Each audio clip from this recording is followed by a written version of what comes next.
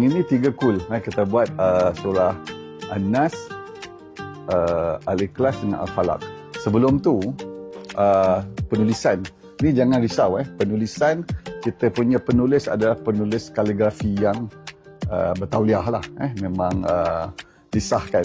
Jadi, lukisan ni, kalau tuan-tuan tengok, dia saiz dia, saya tak ingat lah saiz dia, kena fiktif. Tapi dia sangat sesuai. Kalau ruang tamu yang simple, and then nak menaikkan seni Islami yang eksklusif yang menambah nilai-nilai estetika, memang saya recommend yang ini. Actually kita ada buat beberapa segmen.